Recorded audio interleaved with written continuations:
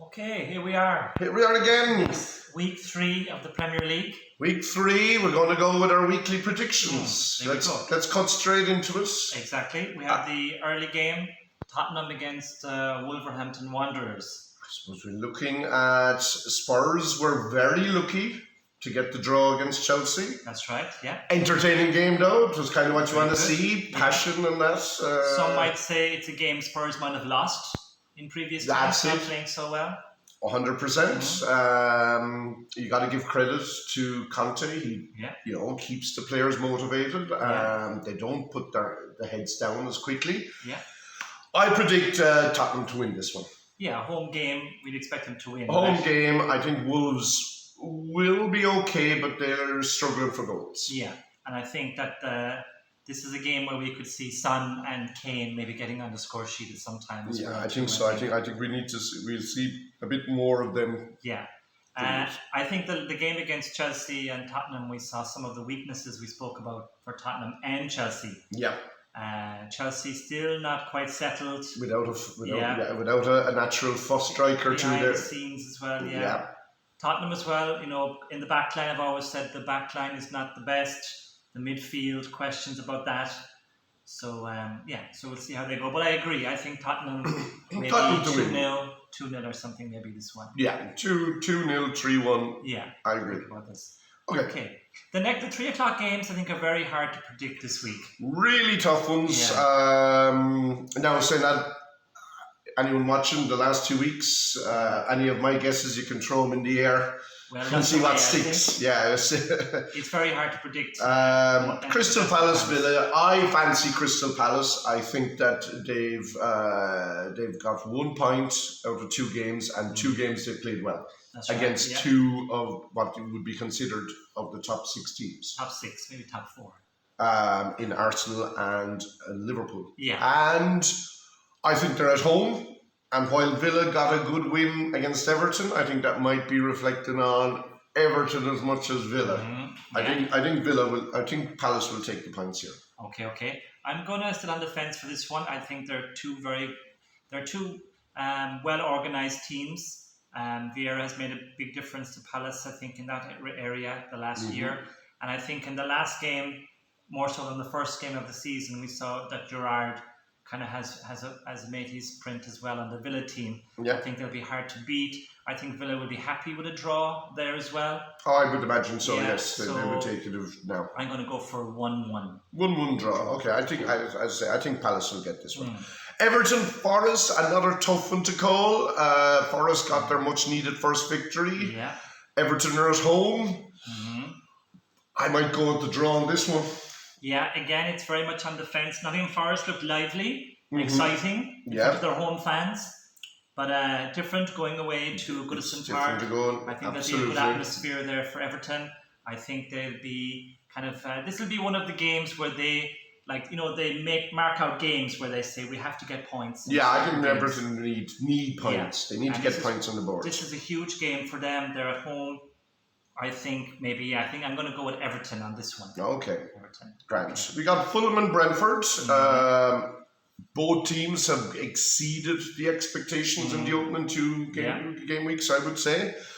I will probably edge it for Fulham. I think a home game. I think that we're seeing a bit more of the form. They look like they're better prepared for the Premiership this year than in previous times that they've come up. So far, they look that way so far, Yeah. And it's good that Mitrovic got off the mark as well against Liverpool. Got off early, and that gives the confidence, and it's not a thing that builds on him and weighs on the conscience. Because people had been saying that before from the last time that he wasn't good enough. So he's got the goals. So this one I think could go either way. Just throw your hat in the air and. I like Brentford. I like Thomas Frank. I like the strike force that Brentford have. Fulham are at home. They have the atmosphere, the great atmosphere in Craven Cottage at home. Could go either way. I'm going to go with. I guess I've got to go for Brentford. I'm going to say a draw, but okay, you're a Brentford. I'm going Fulham. Okay. And Leicester against Southampton.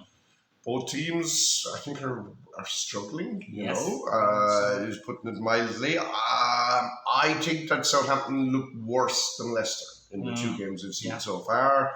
And I was backing Southampton to respond last week. I got that wrong. Yeah. So I think Leicester will, even though there's a lot of turmoil behind the scenes there, I think that they will grind out a win here against Southampton. Yeah, I agree as well. I think Southampton, Leicester, generally, I wouldn't be backing Leicester with all the turmoil that's there, like you said.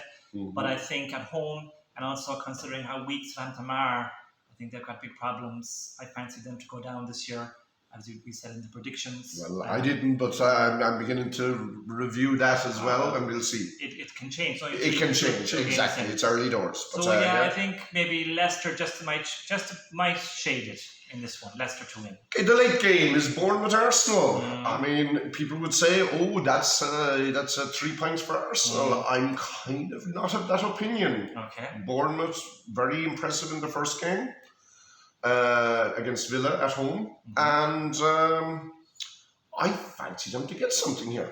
Yeah, you don't know. I think it'll be a draw. Yeah. Because, Arsenal are kind of maybe high on confidence at the moment. They're high on confidence, but we'll see now. They have weaknesses. They're absolutely.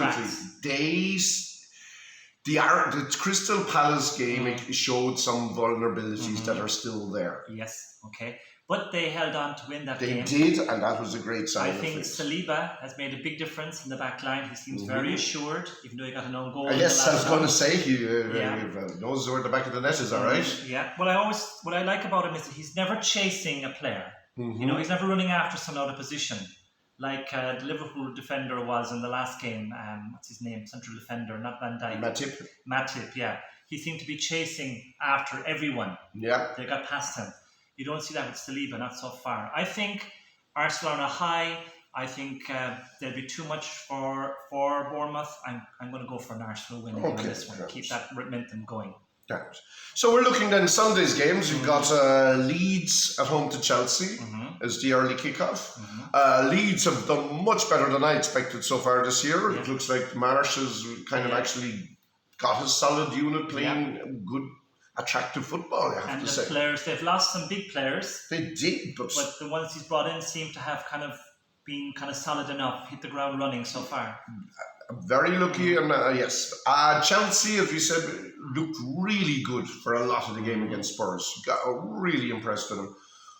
But without an out-and-out striker, you feel that all that possession, all that good play in the attacking third, they were missing that focal point. Yes, exactly, yeah.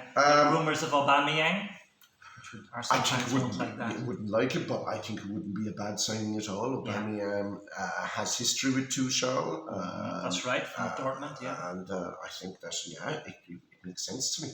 He's a goal scorer, right? And that's what they need right now. Someone just is going, because they've got the players around who are going to create. We know he can handle the Premiership. Point to prove maybe as well after leaving Arsenal. Yeah, the manner of the way he left Arsenal too. I think that he would be a good signing. But he's not there tomorrow, and I would still think, though, Chelsea will have too much for Leeds. Okay. This is I think Leeds are one of those teams who are going to be up and down. They're going to be great one week, and they're going to be terrible the next week. Also, I've been predicting that Chelsea are there's something not quite right behind the scenes. And the last few games have been covering over some cracks. I'm going to take a risk here and say that this is going to expose Chelsea. And I'm going to say that Leeds to win. Leeds win? Yeah. I think it's going to be a high-scoring game. Maybe 3-2 or something. Quite dramatic, I reckon. One to watch on Sunday, I think. My goodness. Okay, interesting. I hope you make an entertaining game of your eyes. Sure. West Ham, Brighton. Now, West Ham would be disappointed with the results they've had so far. Yeah. Have they suddenly gone into being an average team, or is it just that we're early in the season and this can happen? Not sure. There seemed to be a hangover from their their Europa League performances last year, where they played really well, but were really disappointed. I think a missed opportunity against Frankfurt in the semi-final. Yes, yeah. So maybe there's a little bit of a hangover from that. It's going to take them time maybe to build up momentum again. They did win during the week in the Europa Conference qualifier against a Danish team. Okay, yes. And the new signing, Skamaka, where his name is, scored. He did scored, yes, he did. So that'll give him confidence. Do you think they'll? How do you think they'll go against Brighton? I think because it's traditionally playing on the Thursday and then on the Sunday even. So it seems to hurt teams a lot, especially with teams without a big squad. And Brighton being as good as they are and as organised as they are, I think maybe West Ham will be happy with a draw here. So you're going for the draw? I'm going to go with a draw on this one, low scoring. I think West Ham need the points. I think they'll get the points. I think that even though they played on Thursday, and it's a great point you made, I just fancy them to get off the mark. Newcastle versus Man City. Now, do you see an upset in the cards there? I like Newcastle. I think they're building in the right way. Is it a game too soon? I think so. I think it might be a bit too soon. I think they'll give Man City a good game in the first half. I think it'll be quite close. They might even go ahead at some point. But I think over 90 minutes, I think City will be too much for them. Too much. So I think that, because Newcastle, I think they're a team that are going to go out and attack Man City, right? At home. I think so, yes. And that's going to play into Man City's hands, I think, long term. So City win. I'm going to go for the draw. I think I like the signings they got. I think they were smart, shrewd signings. They didn't pay over the odds on anyone that I would say, oh no, like Chelsea paid over the odds. And even Man United, well, we'll talk to them shortly, and Man City even have paid over the odds for some plays. Made some good signings too, don't get me wrong. Haaland was a great signing. Phillips, I don't know why they signed him. Phillips or Raheem Sterling? Well, they sold. Oh, Calvin Phillips. Phillips, I'm like, he's another one of those players that these big teams buy. They buy to put him to ruin them. Yeah. You know, and they've done that with players before. I remember they signed the lad from Everton that time. That's right, Decour, was it? Decour, he ended up going to Sunderland. Barkley? No. Well, there was Barkley. Barkley went to Chelsea and that ruined his career. Yeah. But there's a few lads. There's many cases. Anyway, so I'm going for the draw. I'm hoping Newcastle. I think Pope was a very shrewd signing, getting him in. Pope? The keeper. Oh, yeah, sorry. Yes, okay, yeah. I think he's one of the last 5-6 years. He's been one of the most solid, standout, consistent keepers in the Premiership.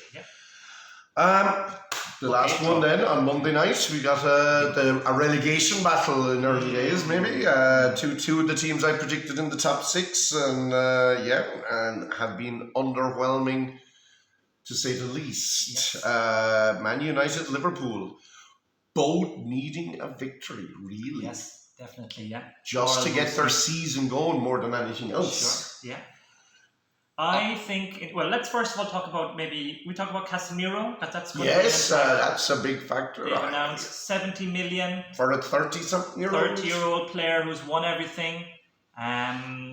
Is he another case of Manchester United buying badly? I guess time will tell. I think, look, Casemiro's not a bad player.